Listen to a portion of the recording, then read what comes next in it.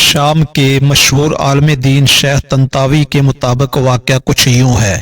ایک لڑکا نیک و صالح تھا، اس میں تقوی اور پرہیزگاری تھی، البتہ حصول علم میں کوئی زیادہ دلچسپی نہ تھی۔ وہ ایک دینی مدرسے میں پڑھتا تھا، استاد جو کہتا اسی پر عمل کرتا۔ جب اس نے اپنے استاد کی خدمت میں رہ کر ضرورت کے مطابق علم حاصل کر لیا تو استاد نے اسے اپنے دیگر شاگردوں کو نصیحت فرمائی، لوگوں کے محتاج نہ بنو، کیونکہ دنیا داروں کے سامنے ہاتھ پھیلانے والا عالم خیر و بھلائی سے محروم ہوتا ہے، اس لیے کہ جو کچھ دنیا دار کرتے ہیں عالم اس پر انکار کرنے کی جرت نہیں کرے گا، کیونکہ وہ ان کے احسان تلے دبا ہوتا ہے۔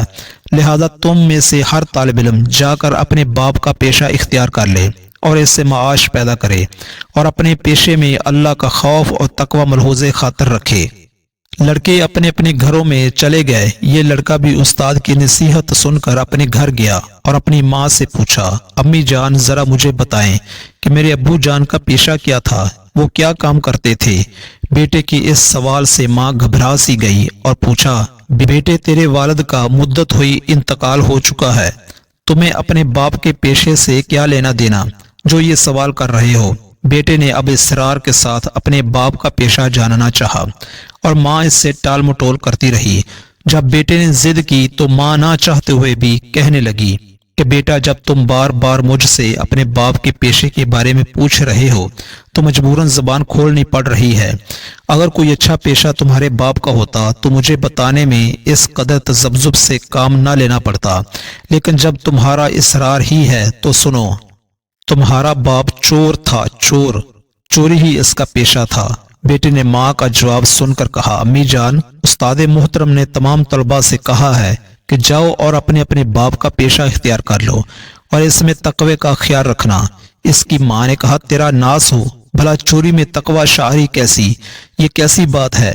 بیٹے نے ماں سے کہا، لیکن امی جان استاد نے یہی بات کہی ہے جو میں نے آپ کو بتائی ہے۔ پھر نوجوان لڑکے نے چوری سے معلومات حاصل کرنا شروع کر دی، اس کے متعلق باقاعدہ ٹریننگ لی کہ چوری کیسے کرتے ہیں، اس کے لیے ضروری اوزار مہیا کیے، اور وہ دن بھی آ گیا جب اس کی ٹریننگ مکمل تھی اور وہ چوری کر سکتا تھا۔ پھر اس نے خاصے غور و خوض کے بعد پروگرام بنایا کہ آج سے اپنے والد کے پیشے پر عمل کرنا ہے۔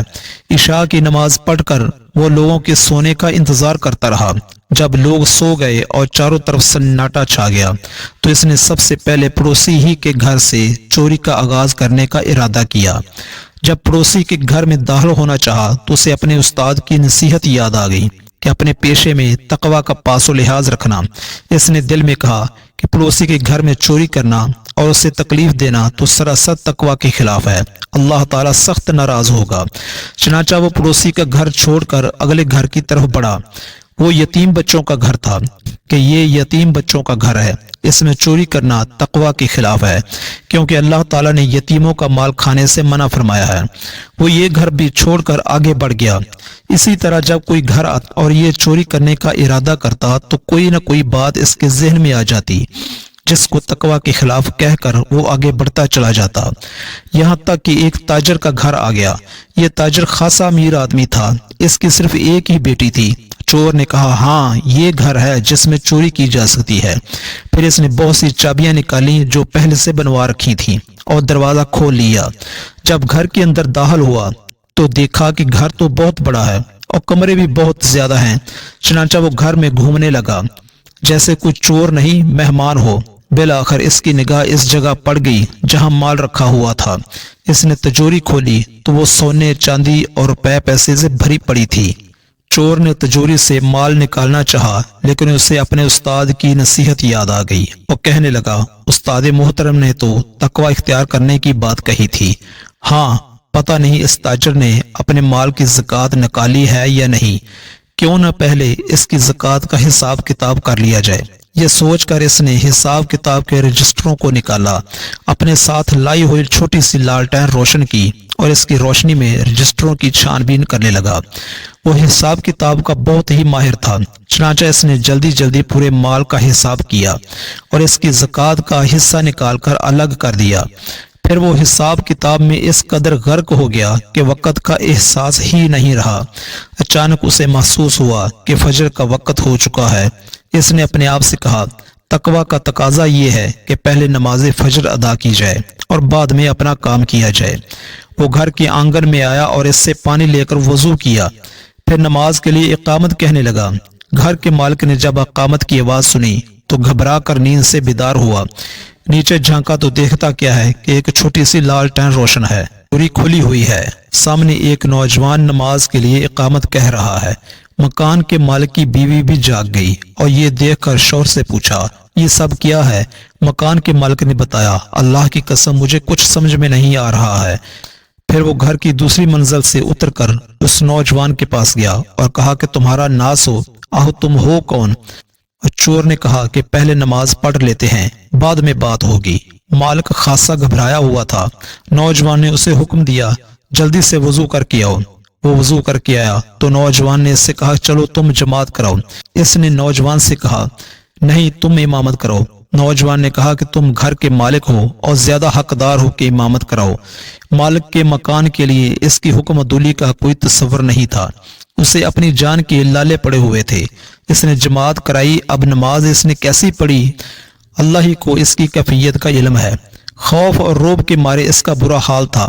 بہرحال جب نماز ختم ہوئی تو مالک مکان نے پوچھا مجھے بتاؤ کہ تم ہو کون اور یہاں کس نیت سے آئے ہو؟ نوجوان نے بتایا کہ میں چور ہوں اور چوری کرنے کے لیے آیا ہوں، مگر تم بتاؤ کہ زکوٰۃ کیوں نہیں ادا کرتے؟ میں نے تمہارے رجسٹروں کو چیک کیا ہے، تم نے 6 سالوں سے زکوٰۃ نہیں دی، یہ اللہ کا حق ہے اور فرض ہے۔ میں نے حساب کر دیا ہے اور زکوٰۃ کا مال علیحدہ کر دیا ہے تاکہ تم اسے اس کے مستحقین تک پہنچا دو۔ یہ سننا تھا کہ مکان کا مالک جیسے تعجب سے بوکھلا گیا اور گویا ہوا تیرا ناس ہو تو یہ کیا کر رہا ہے؟ کیا تو پاگل ہے؟ اس نے کہا میں پاگل نہیں، بالکل تندرست، صحت مند اور توانا ہوں۔ مکان مالک نے پوچھا تو پھر تم چوری کیوں کر رہے ہو؟ تو اس کے جواب میں نوجوان چور نے اپنی ساری داستان اس تاجر سے کہہ سنائی۔ جب تاجر نے نوجوان کا بھولا پن اور اس کی بھولی بالی پیاری شکل و صورت اور حساب کتاب میں اس کی مہارت دیکھی تو اپنی بیوی کے پاس گیا اور نوجوان چور کے متعلق سب کچھ بتایا اور کہا کہ تم اپنی بیٹی کے رشتے کے لیے پریشان تھی، اللہ نے رشتہ تمہارے گھر بھیج دیا ہے۔ اس کی بیوی نے بھی موافقت کر لی۔ اب وہ اس نوجوان کے پاس آیا اور کہا دیکھو چوری کرنا نہایت بری بات ہے، تمہیں مال و دولت چاہیے، اگر تم چاہو تو میں تمہیں اپنے مال میں حصہ دار بنا سکتا ہوں۔ نوجوان نے کہا کہ وہ کیسے؟ تاجر کہنے لگا میری ایک ہی بیٹی ہے، میں اس کی شادی تم سے کر دیتا ہوں، میں تمہیں اپنا چیف اکاؤنٹنٹ بھی بنانے کے لیے تیار ہوں، رہنے کے لیے تمہیں گھر بھی دوں گا اور مال بھی، تم اپنی والدہ سے مشورہ کر لو۔ نوجوان نے اس پر اپنی رضامندی ظاہر کر دی۔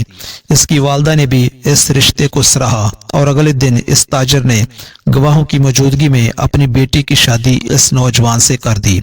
ناظرین کرام، یہ ہے تقوی اور اس کا انعام۔ جو تقوی جیسی دولت کو اپناتے ہیں اللہ تعالیٰ ان کو ایسے ہی انعامات سے نوازتے ہیں۔ دوستو کیسی لگی آج کی یہ ویڈیو؟ اپنی رائے سے ضرور نوازیے گا اور ساتھ ساتھ لائک بھی کر دیں۔ آپ کی محبتوں کا بہت بہت شکریہ۔